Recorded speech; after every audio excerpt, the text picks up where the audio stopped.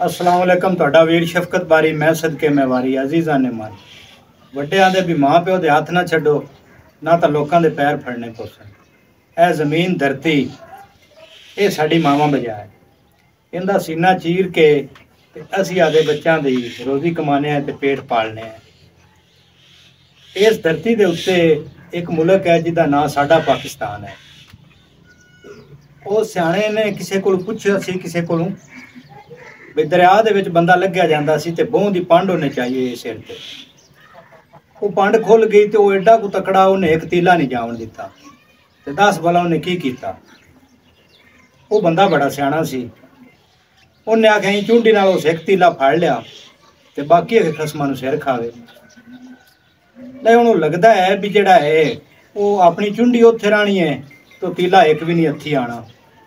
भी पाकिस्तानी कौम ने तो वो सारा कुछ सियासतदाना के हवाले कर दिता ते हुण वो वेख लो भी असी इवें ही फिरांगे भी ये सोचा सी भी मुल्क को निज़ाम बन जा सी को मैशत बहाल हो सी ते की गल हुण बादशाह तो डर लगता है। हुण वज़ीर आज़म बनने को नहीं तैयार। तो मैं एक होर गल करना सलाह देना है तो कमली जी पर चलो साडे पिंड च ना एक बाला धुरा है ਤੇ ਤੁਸੀਂ ਉਹਨੂੰ ਵਜ਼ੀਰ ਆਜ਼ਮ ਬਣਾ ਦਿਓ।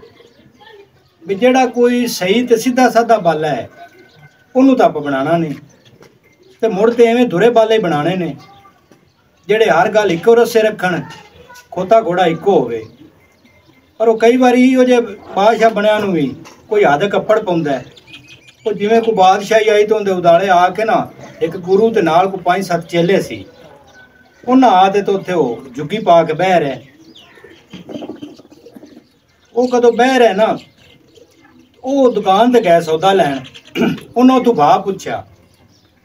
ਉਹ ਆਂਦੇ ਲੂਣ ਦਾ ਵੀ ਉਹ ਭਾਅ ਹੈ ਗਰੀ ਸੌਗੀ ਦਾ ਵੀ ਚਾਵਲਾਂ ਦਾ ਵੀ ਘਿਓ ਦਾ ਹਰ ਸ਼ਾਇਦ ਇੱਕੋ ਭਾਅ ਹੈ। ਉਹਨਾਂ ਚੰਗੀ ਪੰਡ ਬੰਨੀ ਹੋਈ ਤੇ ਲੈ ਆਏ। ਗੁਰੂ ਨੇ ਆਖਿਆ ਬੜਾ ਖਰਚਾ ਕਰ ਦਿੱਤਾ ਜੇ ਵੀ ਇੰਨੇ ਪੈਸੇ ਲਾਏ ਨੇ ਤੇ ਪੰਡ ਬੰਨ ਲਿਆ ਜੇ। ਉਹ ਆਂਦੇ ਜੀ ਪਰੇਸ਼ਾਨ ਨਾ ਹੋ ਇੱਥੇ ਹਰ ਸ਼ਾਇਦ ਦਾ ਭਾਅ ਇੱਕੋ ਹੀ ਹੈ ਤੇ ਅਸੀਂ ਇਹ ਤਾਂ ਬੰਨ ਤੇ ਲੈ ਆਂਦੀ ਪੰਡ। ਉਹ ਆਂਦਾ ਵੀ ਇੱਥੇ ਨਾ ਰਹੀਏ ਇੱਥੇ ਇਨਸਾਫ ਕੋਈ ਨਹੀਂ ਤੇ ਖਤਰਾ ਹੈ ਆਪਾਂ ਗਾਂ ਕਿਤੇ ਚਲੀਏ। ਉਹ ਆਂਦੇ ਨਹੀਂ ਚਾਰ ਦੇ ਕੁੱਛਾਂ ਕੱਢੀਏ ਰਜੀਏ। ਖੈਰ ਉਹ ਕਈ ਦੇ ਪੈ ਤੇ ਉਹ ਬਾਦਸ਼ਾਹ 'ਚ ਬੰਦਾ ਕਤਲ ਹੋ ਗਿਆ। ਉਹ ਜਿਸਲੇ ਬੰਦਾ ਕਤਲ ਹੋਇਆ ਨਾ ਤੇ ਕਾਤਲ ਲੱਭੇ ਕੋਈ ਨਾ ਜੇ ਲੱਭਣ ਤੇ ਲੱਭੇ ਉਹ ਬਾਦਸ਼ਾਹ ਨੇ ਹੁਕਮ ਦਿੱਤਾ ਵੀ ਜਾਓ ਇਹਦੇ ਜਿਹੜਾ ਕਦ ਮੱਟਦਾ ਹੈ ਨਾ ਮਰਨ ਵਾਲੇ ਦੇ ਉਹਨੂੰ ਲੈ ਆਓ ਤੇ ਉਹਨੂੰ ਫਾਂਸੀ ਲਾ ਦਿਓ। ਉਹ ਸਹਿ ਡੂਢ ਬਾਲ ਕੀਤੀ ਬੰਦਾ ਕੋਈ ਨਾ ਲੱਭਿਆ। ਉਹ ਜਿਲੇ ਉਹ ਜੁੱਗੀ 'ਚ ਗਏ ਗੁਰੂ ਦੀ ਵਿੱਚ ਉਹ ਇੱਕ ਚੇਲਾ ਉਹ ਉਹਦੇ ਕੱਦ ਤੇ ਮੱਟਦਾ ਉਹਨੂੰ ਫੜ ਤੇ ਉਹਨਾਂ ਕਹਾ ਚੱਲ ਵੀ ਤੈਨੂੰ ਫਾਂਸੀ ਲਾਣੀ। ਉਹਨੇ ਤਰਲਾ ਲਿਆ ਗੁਰੂ ਨੂੰ ਵੀ ਗੁਰੂ ਇੱਥੋਂ ਬਚਾ ਤੇ ਅਗਾ ਅਸੀਂ ਤੇਰੀ ਹਰ ਗੱਲ ਮੰਨਸਾਂ। ਗੁਰੂ ਆਖਿਆ ਵੀ ਜਿਸਲੇ ਤੈਨੂੰ ਫਾਂਸੀ ਲਾਉਣ ਲੱਗੇ ਨਾ ਉਦੋਂ ਦੂਜਾ ਬੰਦਾ ਭਾਈ ਤੇ ਅੱਗੇ ਹੋ ਜਾਵੇ ਵੀ ਮੈਨੂੰ ਫਾਂਸੀ ਲਾਓ ਫਿਰ ਤੀਜਾ ਫਿਰ ਚੌਥਾ ਇਸੇ ਤਰ੍ਹਾਂ ਬਾਕੀ ਮੈਂ ਆਪੇ ਸੰਭਾਲ ਲੈਸਾਂ। ਲੈ ਉਹ ਐਵੇਂ ਹੋਇਆ ਉਹ ਦੂਜਾ ਭੱਜਿਆ ਉਹਦਾ ਕਿ ਮੈਨੂੰ ਲਾ ਦਿਓ ਤੀਜਾ ਚੌਥਾ ਉਹ 5-7 ਜਿਹੜੇ ਆਣ ਅਖੀਰ ਹੋਇਆ ਇਹ ਵੀ ਉਹ ਗੁਰੂ ਅੱਗੇ ਜਾ ਕੇ ਖਲੋ ਰਿਹਾ ਵੀ ਫਾਂਸੀ ਮੈਨੂੰ ਲਾ ਦਿਓ। ਬਾਦਸ਼ਾਹ ਆਖਿਆ ਵੀ ਮੈਂ ਤੁਹਾਨੂੰ ਫਾਂਸੀ ਲਾਣਾ ਮੈਂ ਤੁਹਾਨੂੰ ਹਾਰ ਨਹੀਂ ਗਲ ਪਾਣਾ ਤੁਹਾਨੂੰ ਮੌਤ ਤੋਂ ਡਰ ਨਹੀਂ ਲੱਗਦਾ ਪਿਆ ਤੇ ਇਹ ਗੱਲ ਕੀ ਹੈ। ਉਹ ਗੁਰੂ ਨੇ ਆਖਿਆ ਜੀ ਗੱਲ ਕੋਈ ਨਹੀਂ ਹੈ। ਉਹ ਬਾਦਸ਼ਾਹ ਮੁੜ ਲਾਡਲੇ ਹੁੰਦੇ ਨੇ ਉਹਨੇ ਜ਼ਿੱਦ ਕੀਤੀ। ਉਹ ਗੁਰੂ ਆਖਿਆ ਵੀ ਅਸਲ ਗੱਲ ਇਹ ਹੈ ਜੀ ਵੀ ਅੱਜ ਦੇ ਦਿਨ ਜਿਹੜਾ ਬੰਦਾ ਫਾਂਸੀ ਲੱਗ ਸੀ ਨਾ ਉਹ ਬਗੈਰ ਹਿਸਾਬ ਕਿਤਾਬ ਤੋਂ ਸਿੱਧਾ ਜਨਤੀ ਹੈ।